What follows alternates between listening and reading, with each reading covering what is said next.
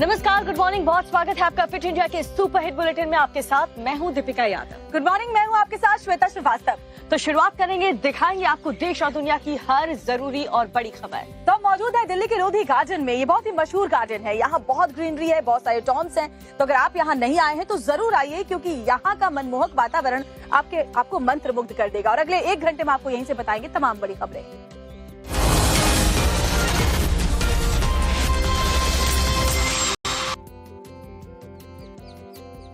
और सबसे पहले बुलेटिन की शुरुआत एक बड़ी खबर के साथ करते हैं। देखिए, राजधानी दिल्ली से बड़ी जानकारी मिल रही है। दिल्ली एयरपोर्ट पर फ्लाइट की इमरजेंसी लैंडिंग करवानी पड़ी है। जाएंगे, बड़ी खबर आपको बता रहे हैं। और जैसे इमरजेंसी लैंडिंग यहाँ पर करवाई गई, जो यात्री हैं उनमें अफरा तफरी का माहौल मच गया, क्योंकि ये जानकारी मिली थी कि फ्लाइट के अंदर बम है, जिसके बाद तुरंत ही दिल्ली से वाराणसी जा रही फ्लाइट को रोक दिया गया। सुबह 5 बजे की इंडिगो फ्लाइट की इमरजेंसी लैंडिंग करवा दी गई है। बम की खबर से यात्रियों में अफरा तफरी मच गई। तो बताया जा रहा है कि सीआईएसएफ को दरअसल एयरपोर्ट पर बम होने की कॉल आई थी। दिल्ली से वाराणसी जा रही फ्लाइट को रोक दिया गया, उसके बाद सभी जो उसके पैसेंजर सवार थे उनको निकलने के लिए कहा गया। इंडिगो फ्लाइट की इमरजेंसी लैंडिंग हुई और बम की खबर से जाहिर तौर पर यात्रियों में अफरा तफरी का माहौल देखने को मिला। सीआईएसएफ को दरअसल एक कॉल आई थी, जिसमें ये दावा किया गया था कि एयरपोर्ट पर बम है, और इसी को लेकर के दिल्ली से वाराणसी सुबह 5 बजे की जो इंडिगो फ्लाइट जा रही थी उसे रोका गया और यात्रियों को वहां से हटाया गया। ये बड़ी खबर, दिल्ली एयरपोर्ट पर फ्लाइट की इमरजेंसी लैंडिंग। सीआईएसएफ को एयरपोर्ट पर बम होने के इनपुट्स मिले थे, कॉल मिले थे, और उसके बाद ये फैसला लेते हुए तुरंत ही इस फ्लाइट की इमरजेंसी लैंडिंग करवा दी गई है। दरअसल दिल्ली से वाराणसी ये फ्लाइट जा रही थी। सुबह 5 बजे का वक्त बताया जा रहा है जब इंडिगो फ्लाइट की इमरजेंसी लैंडिंग करवा दी गई, जो फ्लाइट वाराणसी की तरफ जाने वाली थी।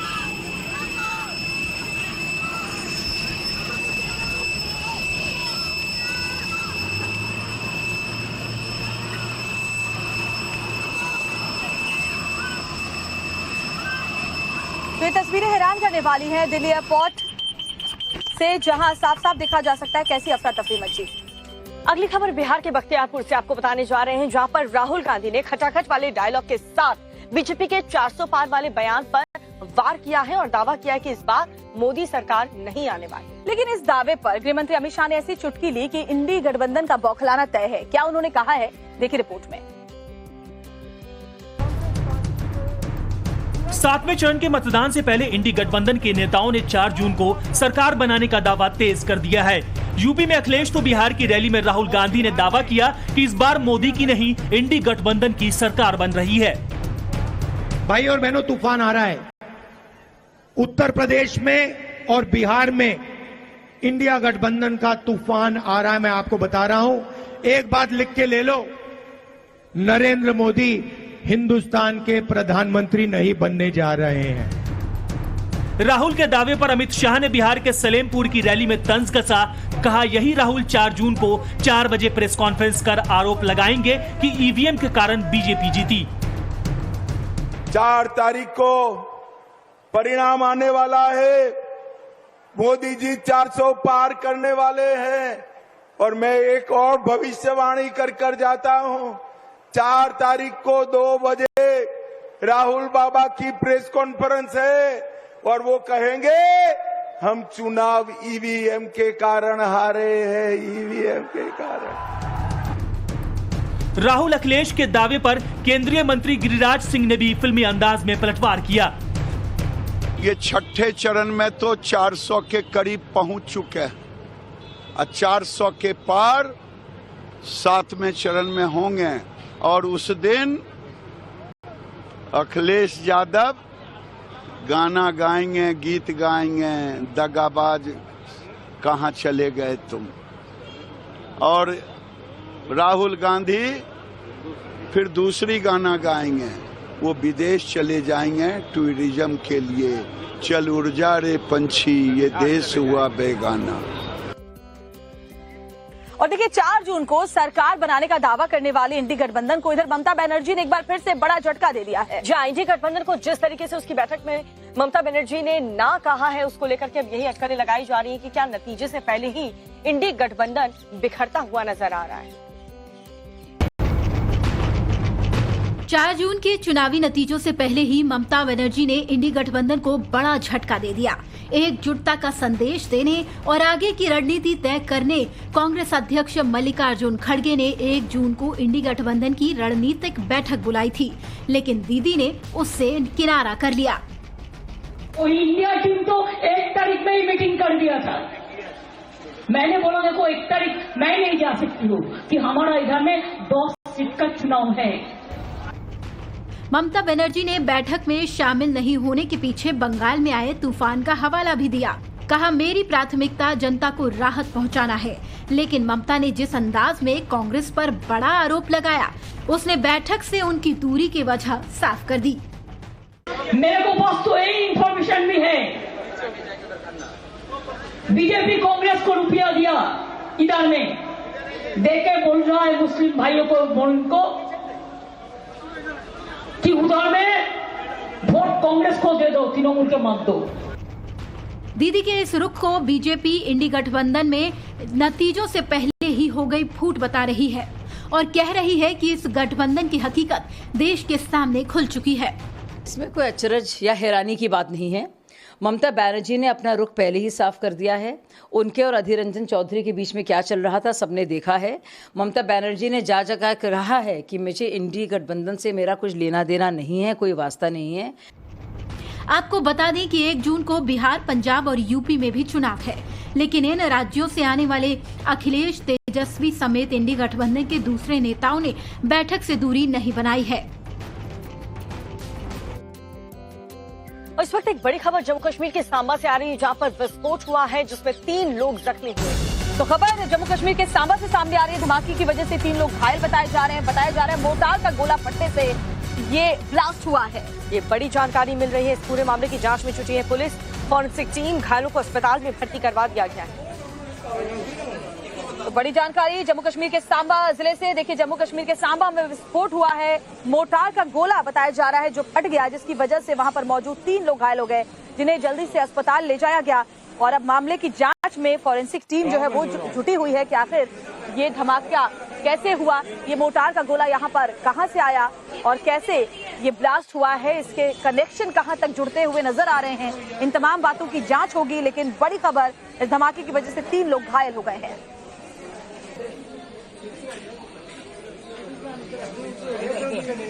तो मोर्टार का गोला फटने से ये बहुत बड़ा हादसा हुआ। जीप चौक मेट्रो स्टेशन पर बहुत ही ज्यादा भीड़ हमेशा देखी जाती है और ऐसे में वहां पर अगर आग लगने की खबर सामने आए तो क्या माहौल होगा, उसका अंदाजा लगाया जा सकता है। मेट्रो में आग की घटना का वीडियो वायरल होते ही डीएमआरसी की तरफ से भी एक स्टेटमेंट सामने आया है, वो सुनिए। मेट्रो स्टेशन पर भारी भीड़ है, अफरा तफरी मची है। मेट्रो में आग की लोग वीडियो बना रहे हैं। देश में गर्मी के बढ़ते मामलों को देखते हुए आग की घटनाएं भी बढ़ती जा रही है। इसी बीच दिल्ली मेट्रो में भी एक आग की घटना सामने आई। दिल्ली मेट्रो का एक वीडियो सोशल मीडिया पर वायरल हुआ, जिसमें आग की लपटें दिखाई दे रही थी। Video Rajiv Chowk metro station का है। आग लगी, देखो मेट्रो में जल रही है आग। स्टेशन पर खड़ी मेट्रो की छत पर आग की लपटें निकलती हुई देखी गयी। गनीमत ये रही कि हादसे में कोई हताहत नहीं हुआ। दिल्ली मेट्रो की तरफ से भी इस घटना पर बयान जारी किया गया। डीएमआरसी का कहना है कि सामने आए वीडियो में, जिसमें ट्रेन की छत में मामूली आग निकलती हुई दिखाई दी, ये घटना राजीव चौक मेट्रो स्टेशन की है और ये आग की घटना सोमवार शाम 6:30 बजे की है। डीएमआरसी ने कहा कि ये घटना पेंटोग्राफ फ्लैशिंग का मामला था, यानी आग मेट्रो को बिजली सप्लाई करने वाले तार और उसके ट्रेन से संपर्क वाले हिस्से में किसी बाहरी चीज के फंसने के कारण लगी। जिस पेंटोग्राफ में आग लगी उसे तुरंत अलग कर दिया गया और 5 मिनट की देरी के बाद ट्रेन अन्य पेंटोग्राफ के साथ वैशाली के लिए रवाना कर दी गई। लेकिन मेट्रो में आग का ये वीडियो तेजी से वायरल हो रहा है। और देर रात दिल्ली के सुभाष नगर इलाका खाना खरीदते हैं या फिर जो स्टॉल्स लगे होते हैं स्टेशन पर, वहां से खाना मंगवाते हैं, तो ये जो अगली खबर है वो आपके लिए है। जी हाँ, ये जो खबर है मध्य प्रदेश के नर्मदापुर जिले के इटारसी रेलवे जंक्शन से सामने आई है, जहां पर एक यूज्ड डिस्पोजल बॉक्स को वॉश करके रीयूज के लिए इस्तेमाल किया जा रहा है। देखिए, वायरल वीडियो में एक शख्स डस्टबिन में फेंके गए डिस्पोजल प्लेट को पानी से धोता हुआ दिखाई दे रहा है। दरअसल स्टॉल का कर्मचारी डस्टबिन में यूज कर फेंके गए डिस्पोजल प्लेट को धो रहा था। तभी किसी यात्री ने इसका वीडियो बना लिया और सोशल मीडिया पर अपलोड कर दिया। बता दें कि वायरल हो रहा वीडियो इटारसी जंक्शन का बताया जा रहा है।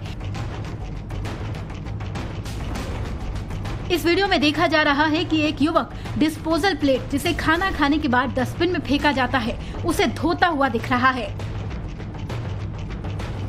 थोड़ी बहुत छानबीन के बाद सामने आया कि युवक स्टेशन पर एक स्टॉल लगाता है और वहीं से डिस्पोजल प्लेट उठा लेता है और स्टेशन पर लगे स्वच्छ पेयजल से नल से उन्हीं स्टॉल को धो देता है। वहीं सारे ये बॉक्स और प्लेट्स धोने के बाद दोबारा से अपने स्टॉल पर रख लेता है।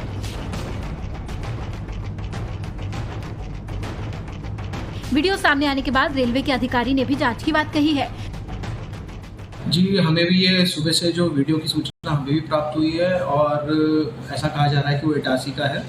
तो हमने अपने वहाँ के जो सुपरवाइजर्स हैं उनको उसकी जांच रिपोर्ट भेजने का बोला है और वो जांच कर रहे हैं। जैसे ही जांच की रिपोर्ट आती है तो अगर पाया जाता है कि इस तरह का कोई कृत्य किया गया है तो उस पर सख्त कार्रवाई की जाएगी। हालांकि सोशल मीडिया पर वायरल हुए इस वीडियो को देख लोग कई तरह की प्रतिक्रिया दे रहे हैं।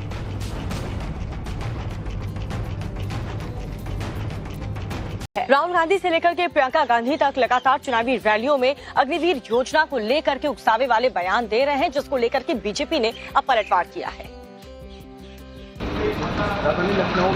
7वें चरण की चुनावी लड़ाई में इंडी गठबंधन ने अग्निवीर योजना को पूरी तरह निशाने पर ले लिया है। बिहार के बख्तियारपुर में चुनावी सभा करने पहुंचे राहुल गांधी ने कहा कि देश में इंडी गठबंधन की सरकार बनते ही मैं अग्निवीर योजना को फाड़ कर कूड़ेदान में डाल दूंगा। नरेंद्र मोदी ने नोटबंदी, जीएसटी लागू करके रोजगार के रास्ते बंद किए और सेना में अग्निवीर लागू करके जवानों को मजदूर बना दिया। उधर हिमाचल के चंबा में चुनावी सभा करने पहुंची प्रियंका गांधी ने अग्निवीर योजना को लेकर सरकार पर हमला बोला। आज अगर अग्निवीर शहीद हो जाते हैं तो उनको शहीदों का पेंशन भी नहीं मिलेगा। इन्होंने शहीदों में भी फर्क कर दिया है। अग्निवीर योजना पर राहुल प्रियंका के आरोपों पर बीजेपी से करारा पलटवार हुआ।